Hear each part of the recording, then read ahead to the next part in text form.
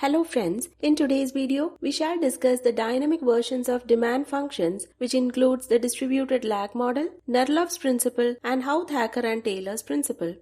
In economics, demand functions usually show how the quantity of a good people buy depends on its price, their income, and other factors. But in real life, people don't always make decisions based only on what's happening right now. Our past experiences also play a big role. That's where dynamic demand functions come in. These dynamic functions include past values like how much of a good was bought earlier or what someone's income was in previous years and show how they affect current purchasing decisions. Dynamic demand functions express the generally accepted idea that current purchasing decisions are influenced by past behavior. The idea that the past affects the present is one of the common assumptions used when economists build models to understand consumer behavior.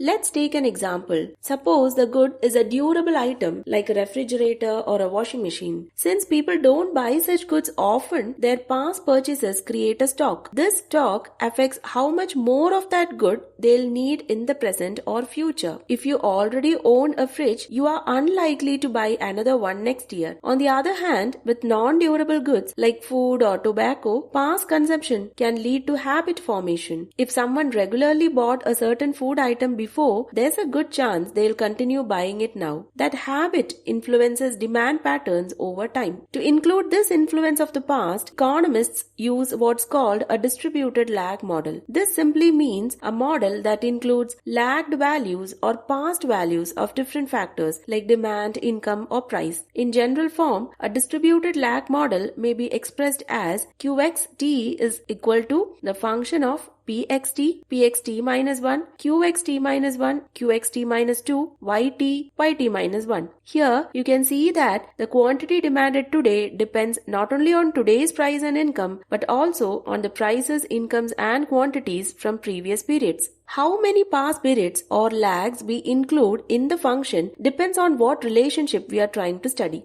Another key assumption in these models is that the more recent past values have a greater effect on the current decisions than the values from the distant past. For example, your income last year is likely to influence your current spending more than the income you earned 10 years ago.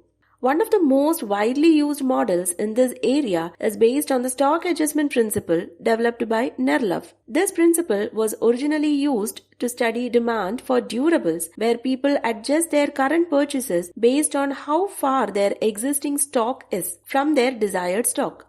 Then came Houthakker-Taylor, who applied a similar idea to non-durable goods and called it the habit creation principle because it is about how habits formed from past consumption shape the current demand. Let's now delve deeper into Nerlove's stock adjustment principle. This model is useful for understanding demand for durable goods, and the demand function can be presented in the form Qt is equal to A1YT plus A2QT minus 1, where YT is the current income, QT minus 1 is the quantity or stock in the previous period, A1 is the propensity to buy the good out of income, and A2 is the influence of the previous period's stock. Let's take an example of gold ornaments purchased for a woman's marriage. In many Indian households, families plan ahead and start buying gold jewelry gradually over the years, not all at once. Gold ornaments are expensive, so even if the family wants to buy a certain amount today, they may not be able to afford the full quantity immediately due to limited income or other financial responsibilities. This idea that people move slowly toward a target or desired level of the good is a key insight of Nerlove's model. So how does this work in theory?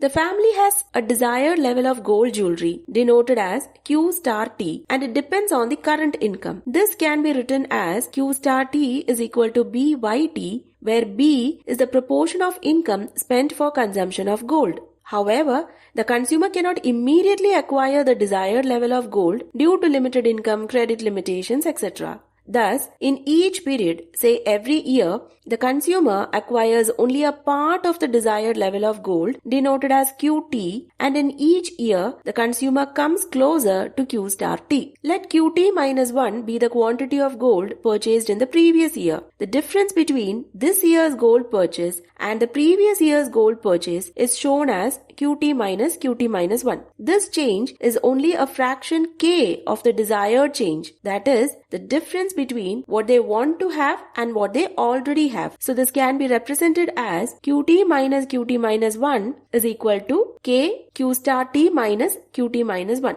On the left side, we have QT minus 1, which shows the actual change in the quantity purchased. On the right side, we have Q star T minus QT minus 1, which is a desired change in quantity. That is, how much more gold the family wants to own in the upcoming years. But because they can't buy everything they want at once, they only buy a fraction K of that desired increase.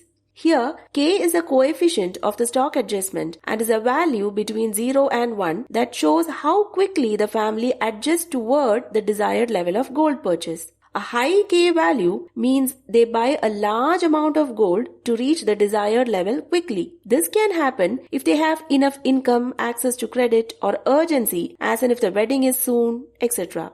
A low K value means they buy only a small amount of gold and so they adjust slowly towards the desired gold stock, maybe because of financial constraints. So substituting Q star T is equal to BYT in this expression of stock adjustment, we obtain QT minus 1 is equal to K BYT minus QT minus 1. Now opening the brackets and multiplying K with both the terms, we get QT minus 1 is equal to KBYT minus KQT minus 1. Bringing the QT minus 1 from the LHS onto the RHS, we get QT is equal to KBYT minus KQT minus 1 plus QT minus 1. Factoring out the common term QT minus 1, we get QT is equal to KBYT plus 1 minus KQT minus 1. Substituting KB as A1 and 1 minus K as A2, the final form of the stock adjustment principle is obtained as QT is equal to A1 by T plus A2 QT minus 1. In short, this model tells us that people adjust their purchases of durable goods gradually over time. What they buy today depends not only on how much income they have now, but also on how much stock they already have from the past. In our example, the family buying gold for their daughter's wedding over several years is based on current income and the stock of gold ornaments already purchased till the previous year. This is the essence of Nerlove's stock adjustment principle. Let's look at a numerical example. Suppose a father desires to buy 100 grams of gold for his daughter's wedding over a course of several months or even years leading up to the wedding. This desired amount is represented by Q star T. Let's assume at the beginning they already have 20 grams of gold in hand, which is QT minus 1.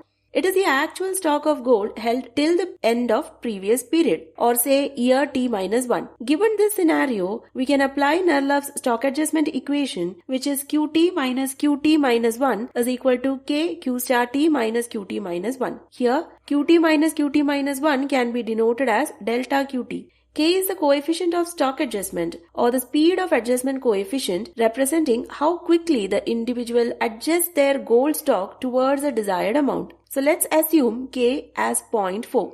So substituting these values onto the equation, we get delta QT is equal to 0.4 multiplied by 100 minus 20. And solving the equation, we get delta QT as 32 grams of gold. So in the current year, the family will buy 32 grams of gold. For the next year, assuming the desired stock hasn't changed, the calculation will then be based on the total stock of gold they have now, which is 52 grams. That is the initial 20 grams of gold plus the 32 grams of gold purchased in the previous year. So, plugging in these values onto the equation, we get delta QT is equal to 0.4 multiplied by 100 minus 52, which is 19.2 grams. This means in the subsequent purchase, they will buy 19.2 grams of gold, and for the next year, the calculation will then be based on the total stock of gold they have now, which is 71.2 grams of gold. That is 52 grams purchased in the earlier years plus 19.2 grams purchased in the previous year. This will continue until they reach or closely approach their desired stock of 100 grams. Using the final form of the stock adjustment principle, Qt is equal to A1YT plus A2QT minus 1 in the same example, let's see if the values are consistent. Let us take the annual income YT as 5 lakh rupees and B, which is a proportion of income spent for consuming gold, as 0.0002. YT is assumed to be the annual income as the desired purchase is spread over several years. Qt minus 1 is 20 grams as in the stock of gold in hand in the previous year. Plugging in these values onto the equation Q star T is equal to BYT, we get Q star T as 100 grams of gold, which is the desired stock of gold to be purchased. We also need the values of A1 and A2. We know that A1 is equal to KB, so 0.4 multiplied by 0.0002 is 0.00008 and A2 is 1 minus K, which will be 1 minus 0.4, which is 0.6. Now substituting these values onto the final form of the principle, in the current year, the family will have a stock of 52 grams of gold, that is 32 grams of gold purchased in the current year plus the previous stock of 20 grams of gold. Assuming A1 and A2 remaining the same, in the next year, the family will have a stock of 71.2 grams of gold, that is 19.2 grams of gold purchased in the next year plus the previous stock of 52 grams of gold. Thus, using both the original equations and its final form, we see the family moves gradually toward the desired stock of gold purchase, reflecting a realistic lag in adjustment due to income constraints or market behavior.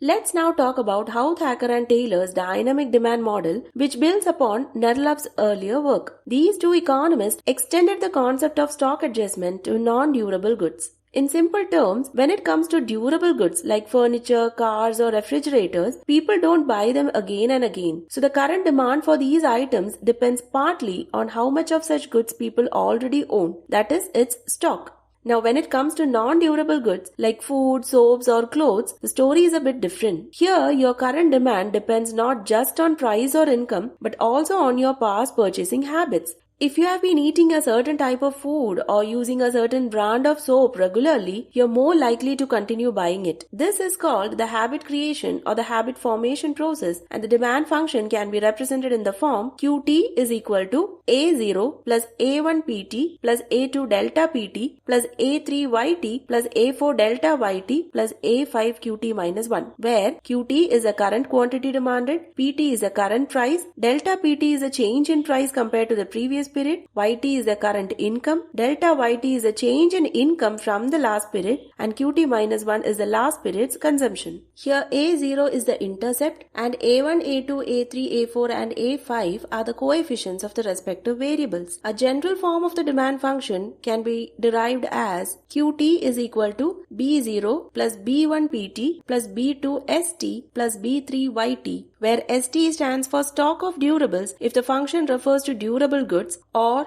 it is a stock of habits if the function refers to non-durable goods. An important point to note is that for durables, the more you already have, the less you will want to buy, and so the sign of the coefficient of ST will be negative. For non-durables, the more you have consumed in the past, the more likely you are to continue. So the sign of the coefficient of ST will be positive. However, we cannot directly measure this stock ST. Why? In the case of durables, people own a variety of items bought at different times. Some are new, some are old, and their quality or usefulness may differ. So it's difficult to get a consistent measure of how much stock someone has. For non-durables, ST is based on habits, and habits are psychological, not something you can count or measure easily. In essence, for durables, stock is physical but hard to quantify consistently, and for non-durables, stock, which is habit, is psychological and thus is fundamentally unobservable. But even though it's hard to measure exactly, economists use proxies. That is, for durables, stock can be estimated using records like ownership surveys or market sales data, and for non-durables,